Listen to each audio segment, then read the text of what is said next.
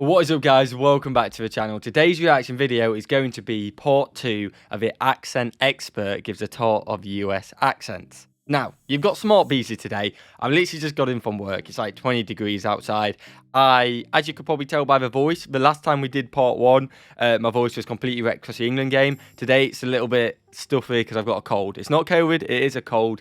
So I've been under the weather and I haven't got a video for tonight. Now, I've got family over today. The weather's beautiful outside, so I've literally come in from work. I've sat down. I ain't even taken my shoes off to get this video out for you guys because I want to do the video. I love doing these reactions, and I don't want you guys to go without a genuine reaction on the day as well. So I just appreciate it if you hit that like button because I am grinding this one out for you guys. Tomorrow's Saturday, so I'll be able to do a lot in the morning and get them out. So that's happy days. But please hit that like button. I'd really appreciate it. And now, the accent expert is going to give us part 2. In part 1, I got a bit confused when it said the Northern America. I thought it meant the northern states, and I was like, oh, okay, we're not going to get any southern states. I thought I heard a southern state before, and it turns out it was just on about North America, so actually USA, not South America, is obviously Brazil's and Mexico's and stuff like that. So it is the southern states, which we did see a few of them in the last one, and I didn't really click from what I'd said at the start, but that was cleared up, so I appreciate that. And yeah, let's get straight into it, guys. Like I said before, please hit that like button. I would seriously appreciate it. And hit that subscribe button as well if you're not subscribed. You're absolute legends. Like, why not? Why not subscribe, guys? Content every single day. Let's get straight into it, guys. Hi, Eric Singer again, dialect coach. Hello. I'm doing a map tour of North American accents. If you missed part 1, check it out here. The link to my version of part 1 will be at the top of the description, and then the link to this video will be underneath it. So if you want to see my reaction to part 1, go and check it out, guys. Starting part 2 from the south.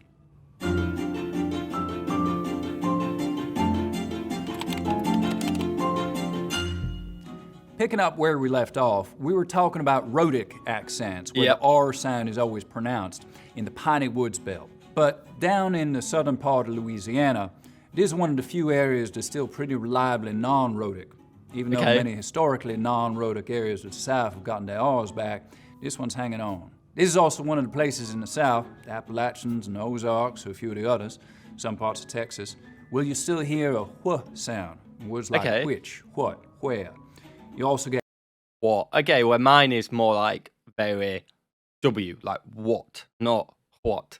I think I've said that right. Okay, no, that makes sense. Definitely a different twang to me as well. F for final TH sounds here. Okay. Both, bath. Something I think is really interesting is that there used to be a non-RHOTIC pronunciation of nice words in the South. So words like nice, early, work, used by black and white Southerners alike, that was a kind of a diphthong. Nice. It's actually pretty similar to that old-fashioned New York City 33rd Street vowel sound. You can still hear it in some African-American speakers in Louisiana today, though it's mostly gone otherwise. Before moving on, let's circle back to Florida so Megan can tell us about the Cuban Spanish influence in Miami. Hello again. Hello. This time I'm in Miami. The Latinx population in the US is 18.5% of the population. Oh, wow. But within that... Yo, I think I've been told that before, but I didn't click it was that high. I may have seen that stat before. That is a ridiculously high number as well, which is, again, fair play. It's a land of the free. A lot of people immigrate there, and there's nothing wrong with that. It just shows, again, the culture in the US. I didn't realize it was that high. We're a very diverse group of people. Yeah. Before we get into Miami English, I just want to make it clear that not every speaker of Miami English is Latinx. Not every Latinx person in Miami speaks Miami English. Yeah. And the same goes for New York Latino English. And the same will go for Chicano English in the Southwest when we get there. We are not a monolith, and neither are the varieties that we speak. And that's because these varieties are influenced by different Spanishes. So just like the English-speaking world has different varieties, so does the Spanish-speaking world. There's so many different varieties of Spanish. There's Mexican Spanish, there's Cuban Spanish, there's Puerto Rican Spanish, there's Dominican Spanish, there's all these other Spanishes. There are all these varieties, and they all have different features, and we just don't have time to get into that. Miami English is influenced by Cuban Spanish. Like, take a look at this map. Cuba is very close to Miami. One remarkable feature of Miami English is the dark L. If you recall from New York, the dark L is in words like pull and ball. In Miami English, you'll hear that dark L in places where you wouldn't hear it in other varieties. Listen to the L in this native speaker clip. That's what I love about our language, and about Miami. Very strong. Okay, back to Eric. Thank you, Megan. Again, I forgot how well done these videos are. I know I literally only did a reaction like 5 days ago, but I not forgot, but we're going into this. I was like, okay, let's go. And then as soon as it started, I remembered how insane this is done, how good he is at his accents, how good he just switches to people. And then the examples like that. It's a perfect example of someone who speaks that accent, showing you an example of it. It's awesome. Very well done. Go and check this channel out if you've never seen it before. The link will be in the description, like I said. Okay, back to Louisiana. So there's a well-known New Orleans accent that sounds similar to New York accents in some ways. Okay. It's called yat, which comes from the phrase where yat, which means how are you? Yeah, where you are. are. It's so similar to New York accents in some ways, it's a bit of a mystery.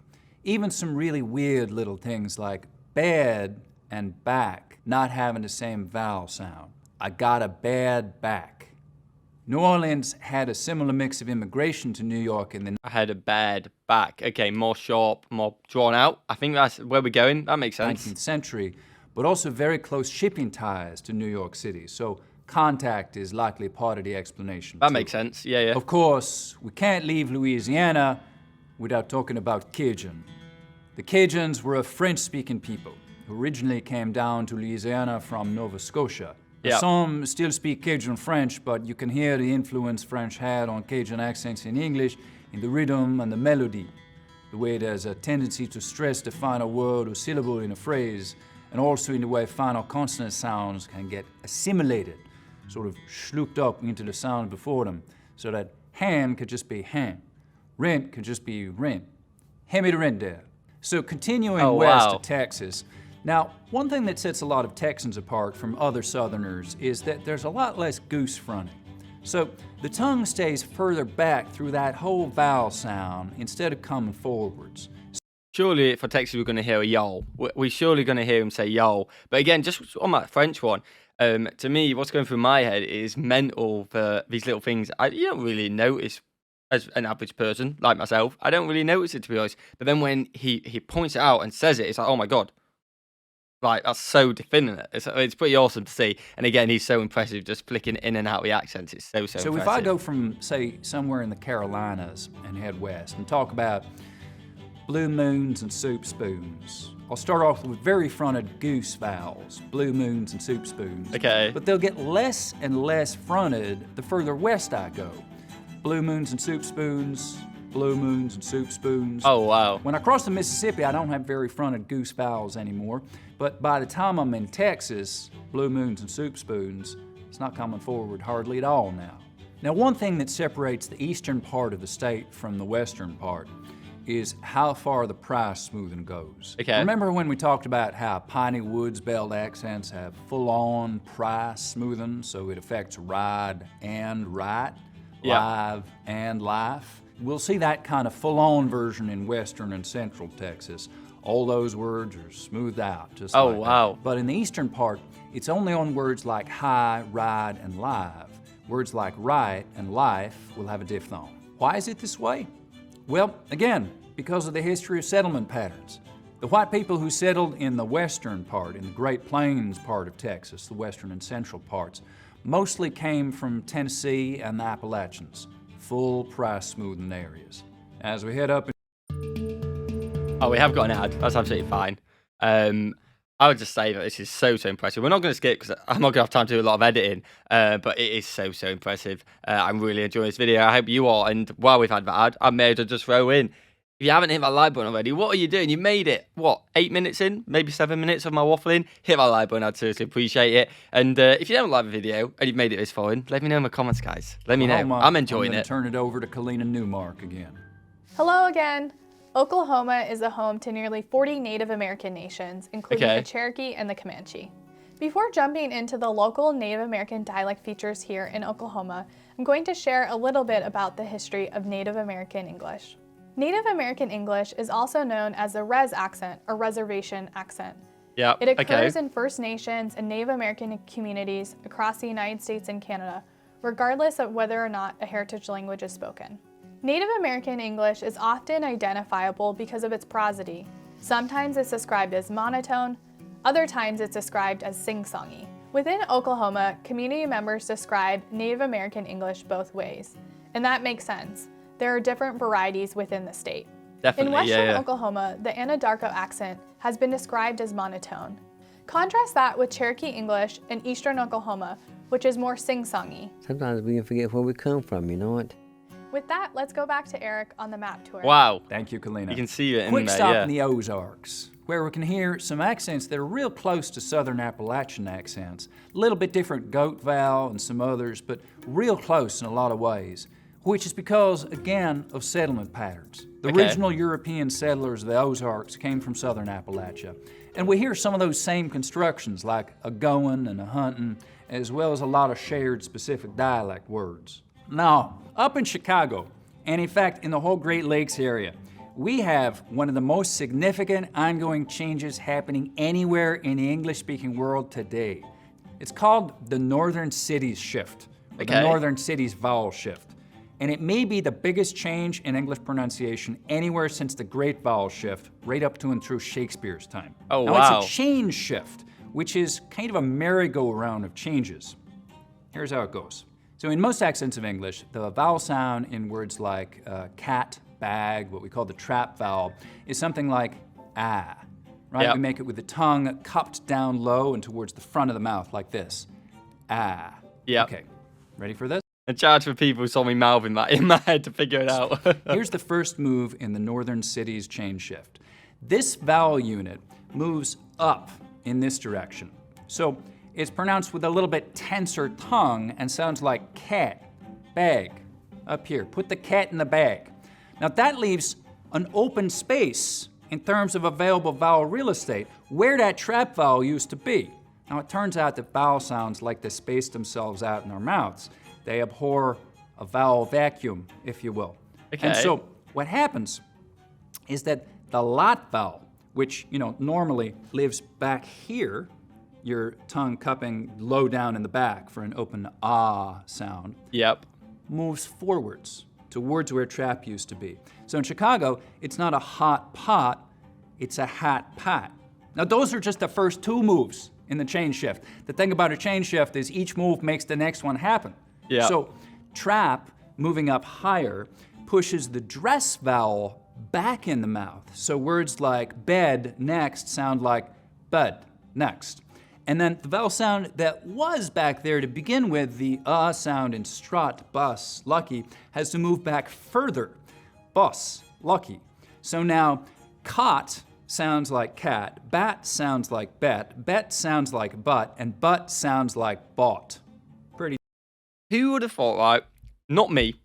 About 6 months ago, 7 months ago, whenever I made this channel, that I do reaction to one accent, which is I'm absolutely loving that I'm doing. But two, I'd learned so much about the accent, about the way we actually speak, the linguistics behind it.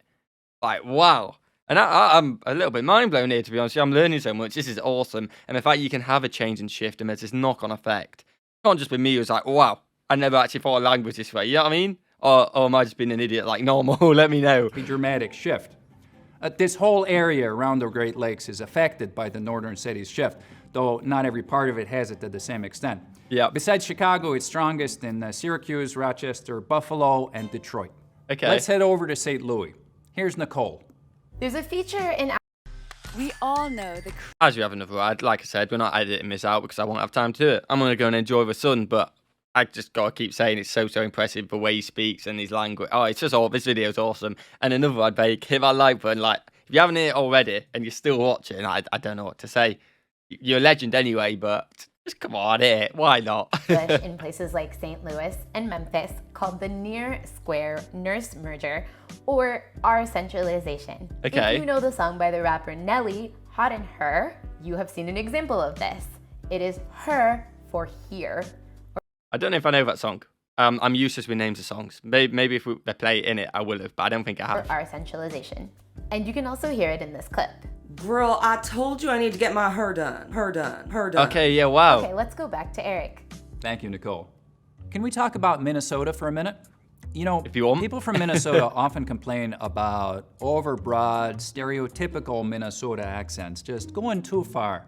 Two really identifiable features of that are monophthongal A and O in your face and goat vowels. Okay. But you know, there are definitely places in Minnesota, Michigan, Wisconsin, and yep, Fargo, North Dakota, where you can still hear some pretty pronounced accents with some really monophthongal A and O vowels. Yeah. Now, but even in much less pronounced accents from this region, there will still be a bit of that. You'll also still get this fairly closed oral posture, so there's a contrast between lips that are pretty mobile and move around a lot and a jaw that stays pretty fixed in place. Okay. Now let's stop over in the Dakotas and I'll hand it off to Kalina. Hi again from the traditional homelands of the Lakota, Dakota, and Nakota peoples. Continuing on our conversation of Native American English, I'm going to talk about two shared features. One, timing and rhythm, and two, intonation and pitch. In regards to timing and rhythm, Native American English is syllable timed, where syllables are more uniform and even in length. You can hear that feature in this clip. You see a piece of trash, you pick it up. For the second feature, intonation and pitch, I can see it a little bit, but I get. Let me know in my comments. Do you ever get a little bit confused with this bit? I get the rhythm and stuff like that and the timing, but yeah, you know what I mean. We'll see the second example. the stressed syllable starts lower rather than higher. Okay. I would watch them. Oh, In this okay. clip Yes, from the I got movie you. Smoke Signals, this actor is speaking in a Native American English accent. You can hear that on Thomas here. Hey, Thomas. There are several theories of where this dialect came from. One theory is that it developed because of Native American boarding schools. Established in the late 19th and mid-20th century, Native American boarding schools were designed to assimilate Native American children into white society. They did this by forcibly removing Native American children from their families and communities and forbidding them from speaking their languages. At the time of European contact in North America, there were approximately 300 distinct indigenous languages. Oh my god! But just think about the boarding school bit right there. You know, when you think about it, like when you watch films, like they say the teacher's name or whatever, it does start low and then the pitch get high towards the end of the name. And obviously then they're saying about boarding school, right? I can make that connection definitely from films.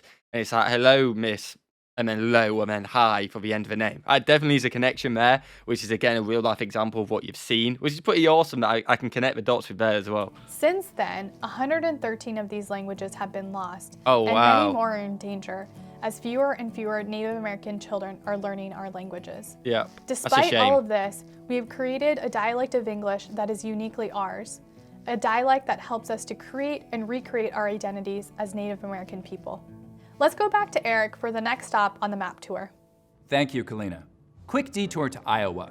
So remember that on line that runs through New Jersey, where above it most people say on, rhymes with dawn, and south of it most people say on, rhymes with dawn? Yep. And it runs right along a really major dialect boundary between the north, linguistically speaking, and the Midlands. And it runs through all of these states and through Iowa too. Now, people don't necessarily think of Iowa having a lot of dialect variety, but Okay. here's a major division right here. So Sioux City and Cedar Rapids are above the on line, so most people in those places say on, and Des Moines is below it, so most people there will say on. All right, so heading west now, over towards the Rockies, you know, one of the things we start to hear in the Mountain West generally is ing endings pronounced as een, so playing, going, singing, the whole western part of the country. Oh, So wow. these 11 states I think playing. I say playing. Okay, I actually pronounce with G. is usually considered one big dialect area. Now that's not to say that there aren't any differences, of course there are, but broadly speaking it's one area with a lot of common features. There just hasn't been enough time for really distinctive features to develop over here. Here's Got ya. something interesting in some Utah accents though. Some front vowels get lowered before L sounds, so we get milk, for instance. The word sail might sound like sell. Is this milk and wow. sell? You'll also hear mountain and button, mountain and button a lot in Utah, especially among younger speakers with just a pure glottal stop for that T sound in the middle of the word. Okay. It's not the only place in the US that does that, not at all. But apart from some California speakers, it seems to be the only place in the West where you hear those pronunciations. Oh, wow. We're gonna end this segment here. Please. Well, we're going to end it there because the video's ended there. If you want me to check out part 3, which it may go into Canada, I think it may do go into Canada because I can see Toronto. It's on the screen right now and I can see Toronto there, which would be pretty awesome. So we'll be able to learn a few more accents there. I've learned so much of this video. And what I also find myself is when he's doing the accent, trying to listen out for the little features he's talked about. And it's definitely something when I go to America, I'm going to be thinking about a little bit. I may need to check it out to refresh my mind just before I go. But it's pretty awesome just to be able to have that insight and a little bit more knowledge about it, if that makes sense. I hope you guys have enjoyed this video. I'm going to go out and enjoy the sun and see the family what's come over. I hope you guys have a fantastic night as well. Hopefully it's sunny where you are, or if you like it cold, hopefully it's cold for you guys, and not too extreme either way. Have a fantastic Have a fantastic day, guys, and I will see you in the next one. Peace.